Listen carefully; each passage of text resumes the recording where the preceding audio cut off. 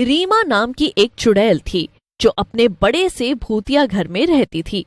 एक दिन उससे मिलने एक पुरानी चुड़ैल दोस्त कल्लो आती है, पर असल में कल्लो और रीमा दोस्त कम दोस्त के रूप में एक दूसरे की दुश्मन ज्यादा लगती हैं। अरे आओ आओ कल्लो, बताओ कैसे आना हुआ? रीमा, तुम तो जानती ही होगी कि अगले हफ्ते मेरा जन्मदिन है और मैंने इस बार अपने जन्मदिन पर एक बहुत बड़ी पार्टी रखी है। दूर दूर से बहुत सारे भूत और चुड़ैलों को बुलाया है। अरे वाह, ये तो बड़ी अच्छी बात है कल्लो। चलो कम से कम नाम न सही, काम तो अच्छा ही कर रही हो तुम भी अच्छा मजाक कर लेती हो। वैसे तुम्हें पता है क्या, इस बार मेरी पार्टी में चीफ गेस्ट कौन है? खुद डायन आ रही हैं। क्या? डायन तुम्हारी पार्टी में आने के लिए कैसे मान गई भला? अब मैं हूँ ही इतनी खास।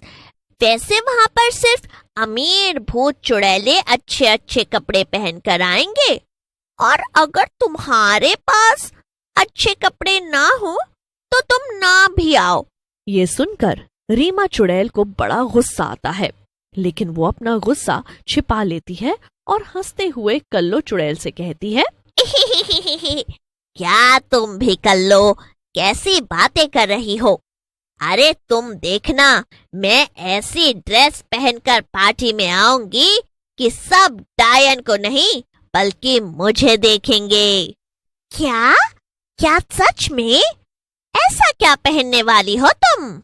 कल्लो चुड़ैल तो चली जाती है, मगर रीमा सोच में पड़ जाती है। हे भगवान, अब मैं क्या करूं? मैंने तो उस कल्लो चुड़ैल के सामने कितनी बड़ी बड़ी फेंक दी। अब मैं कहां से लाऊंगी ऐसे कपड़े जिन्हें देखकर सब दंग रह जाएं? मेरे पास तो ऐसा कुछ भी नहीं है। रीमा परेशान होने लगती है और फिर अपनी अलमारी के कपड़े खोजने लगती है। यहाँ तो कुछ भी नहीं है, एक भी कपड़ा पहनने लायक नहीं है।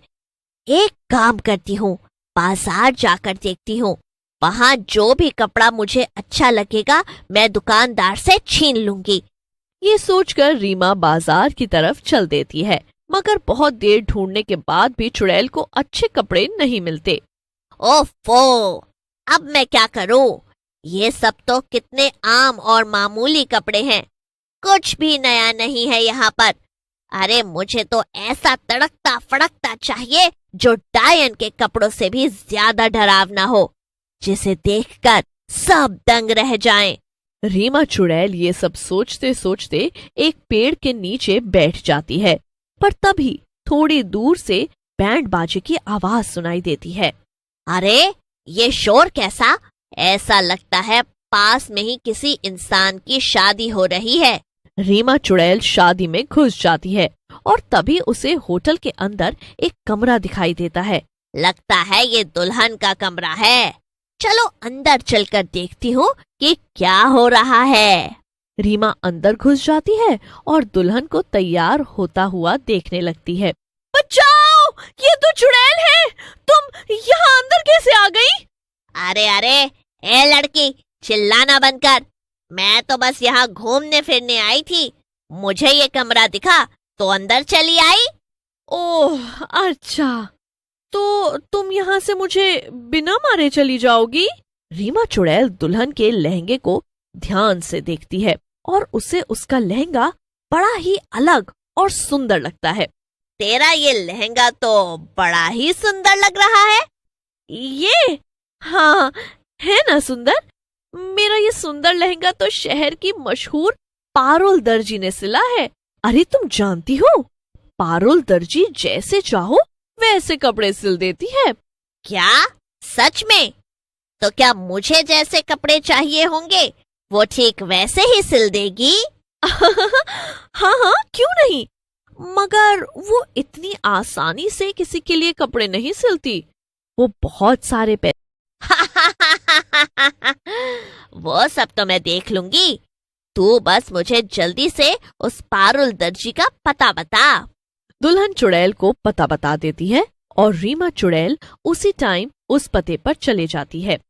रीमा देखती है कि उस दर्जी पारुल का घर बहुत ही बड़ा और आलीशान था।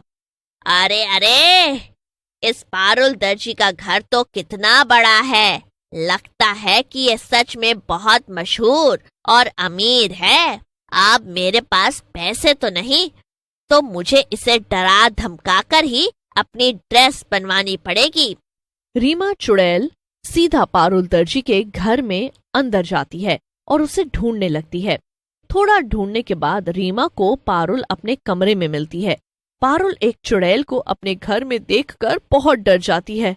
पारुल इससे आगे कुछ और बोलती उससे पहले ही रीमा चुड़ैल अपने जादू से पारुल को बेहोश कर देती है और उसे उठाकर अपने भूतिया घर ले जाती है। रीमा पारुल को एक कुर्सी पर बिठाकर उसे बांध देती है और पारुल के होश में आने का इंतजार करने लगती है। पारुल को सीधा अगले दिन सुबह ही होश आता है। जब वो उठती है तो खुद को इतने डरावने से घर में देखकर डर जाती है और जोर जोर से चिल्लाने लगती है। अरे अरे, चिल्लाना बंद कर। मैं तुझे यहाँ एक खास काम से लाई हूँ। मैं चाहती हूँ कि तुम मेरे लिए एक ड्रेस सिलो। क्या? पर मेरा सिलने का सारा सामान मेरे घर पर है। वो सब मैं ले आऊंगी, उसकी चिंता मत करो। मगर बस मुझे एक ऐसी ड्रेस चाहिए जिसे देखकर सब दंग रह जाएं।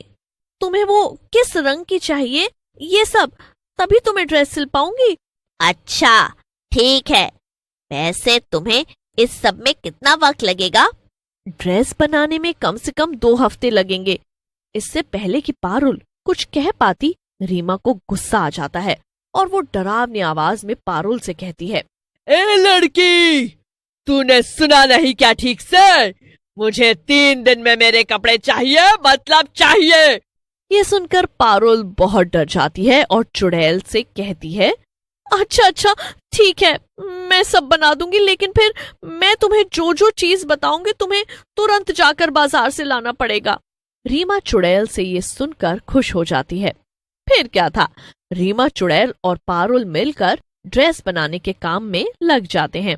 ऐसे ही 3 दिन बीत जाते हैं। आखिरकार रीमा चुड़ैल की ड्रेस बनकर तैयार हो जाती है।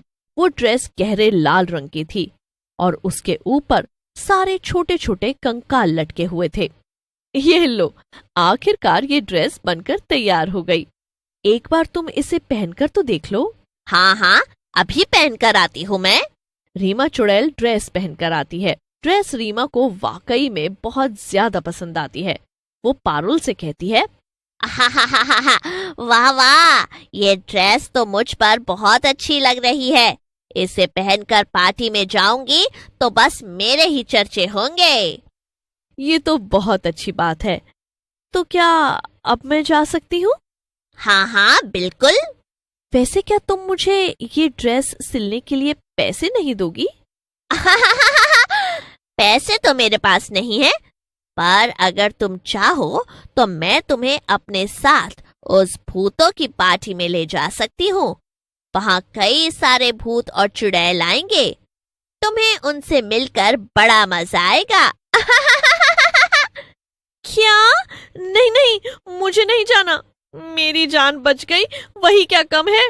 मैं तो मजाक कर रही थी, मुझे कोई पैसे वैसे नहीं चाहिए। पारुल जल्दी से रीमा चुड़ैल के घर से 9-2-11 हो जाती है और इधर रीमा चुड़ैल पार्टी में जाने के लिए अपनी ड्रेस पहनकर और बहुत ही डरावना मेकअप करके रेडी हो जाती है। अब उस कल्लू चुड़ैल की पार्टी में मुझसे ज्यादा अच्छा और डरावना कोई नहीं लगने वाला, वो डायन भी नहीं। और सचमुच ऐसा ही होता है। पार्टी में सभी लोग सिर्फ रीमा को ही देखते रह जाते हैं और उसकी ड्रेस की ही वाह करते हैं। और ये सब देखकर कल्लू चुड़ैल जलकर राख हो जाती है। और ऐसे रीमा चुड़ैल ने अपने कपड़े सिलवाए और पार्टी की शान बन गई।